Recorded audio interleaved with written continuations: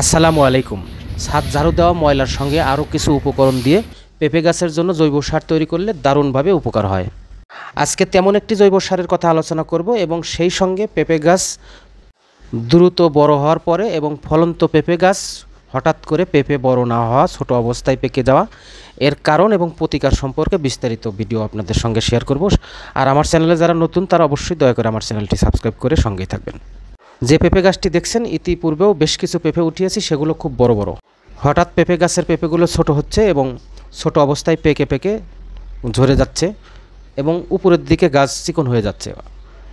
অর্থাৎ এখানে সারের প্রয়োজন এবং মাটিগুলো শক্ত হয়ে গেছে, যার ফলে শিকড় থেকে পর্যাপ্ত পরিমাণ খাবার পাচ্ছে না, মাটিতে অক্সিজেন প্রবাহ খুব কমে গেছে, যার ফলে এই পেঁপে গাছের পেঁপেগুলো বড় হচ্ছে না এবং গাছগুলো উপরের দিকে চিকন হয়ে যাচ্ছে।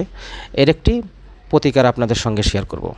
যদিও পেঁপেটি ছোট, তারপরেও খেয়ে দেখেছি খুব সুস্বাদু এবং মিষ্টি। এরকম আরও একটু বড় সাইজ হওয়া দরকার, উপরের দিকে বড় সাইজ হচ্ছে ইনশাল্লাহ। তো এই পেঁপে কেটে দেখাচ্ছি। দেখছেন খুব গাছ পাকা এবং হলুদ হয়েছে। এখন আপনাদের সঙ্গে প্রতিকার সম্পর্কে আলোচনা করব। পেঁপে গাছটি খুব দ্রুত লম্বা হয়েছিল এবং বেশ পেঁপেও হয়েছিল, হঠাৎ এই অবস্থা।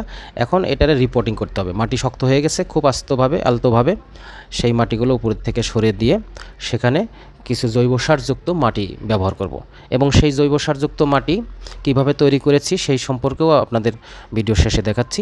এখন এই টবের কীরকম পরিমাণ মাটি সরাতে হবে সেই বিষয় নিয়ে আলোচনা। আস্তে আস্তে উপরের থেকে কিছু মাটি সরিয়ে নিব, যেন কোনো শিকড় ক্ষতিগ্রস্ত না হয়। শিকড় ক্ষতিগ্রস্ত হলে উপরে যে ফলন্ত পেঁপে গাছের পেঁপেগুলো রয়েছে সেই পেঁপেগুলো ঝরে যাবে এবং গাছ হঠাৎ মারা যেতে পারে। যেটা ব্যবহার করে মাটি সরাবেন সেটাও খুব সাবধানে চালাবেন, যেন বড় বড় মোটা শিকড়গুলো ক্ষতি না হয়। আস্তে আস্তে উপর থেকে মাটিগুলো সরিয়ে নিয়ে যাব। পেঁপে গাছের ক্ষেত্রে মনে করবেন যে পেঁপে গাছের মাটিগুলো সবসময় ভেজার সাথে থাকা যাবে না।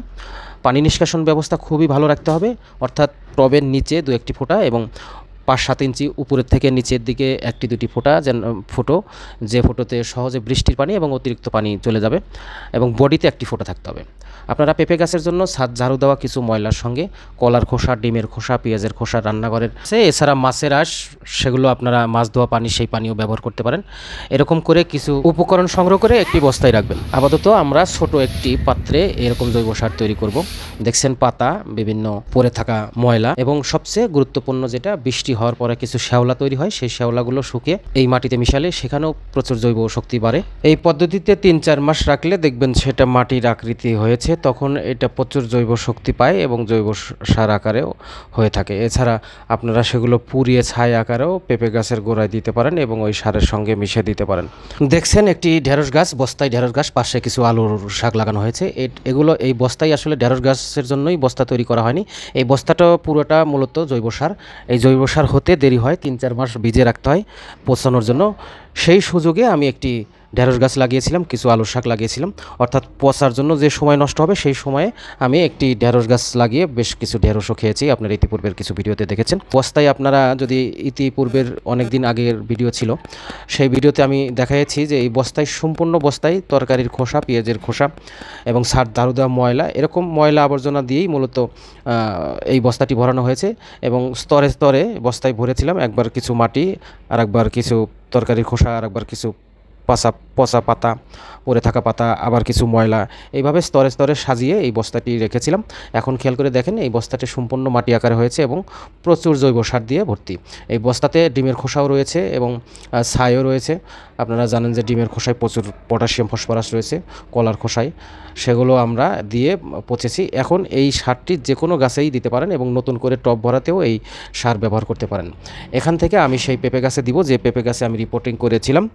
সেই পেঁপে গাছটিতে এই অবস্থায় দিলে পেঁপে গাছ দ্রুত আবার মোটা হওয়া শুরু হবে এবং পেঁপেগুলো খুব পরিপক্ক, বড় বড় আকারের হবে, কারণ এখানে প্রচুর জৈব শক্তি রয়েছে এবং সবচেয়ে বড় কথা হলো মাটিগুলো খুব নরম হবে এবং অক্সিজেন প্রবাহ বাড়বে, কারণ ডিমের খোসা খুব দেরিতে পচে এবং সেখানে কিছু পাতা, ছোট ছোট ডালপালা রয়েছে, এগুলো ধীরে ধীরে পচবে, সেই জন্য মাটি সবসময় নরম থাকবে। আপনারা এরকম ছোট পাত্রেও আপনারা বিভিন্ন গাছ লাগাতে পারেন এই সার দিয়ে। যে কোনো গাছ লাগাবেন খুব দ্রুত বড় হবে। এছাড়া লাউয়ের বিচি, সিমের বিচি এগুলোতে বীজতলা আকারেও এইরকম টবে বানাতে পারেন। আপনারা পেঁপের গাছের গোড়ায় অবশ্যই ছাই ব্যবহার করবেন, কারণ ছাই একটি কীটনাশক হিসেবে কাজ করবে এবং পিঁপড়া থাকলে পিঁপড়া হবে না, অন্যান্য পোকামাকড় দূরে থাকবে এবং মাটি আরও উর্বর শক্তি বাড়াবে এবং অক্সিজেন প্রবাহের ব্যাপারটা যে ছিল সেটাও আরও দ্রুত বাড়বে। তো বন্ধুরা, এই ছিল আজকের ভিডিও। পরবর্তী ভিডিওতে অন্য কোনো বিষয় নিয়ে কথা হবে। সেই পর্যন্ত সকলেই ভালো থাকবেন। আল্লাহ হাফেজ।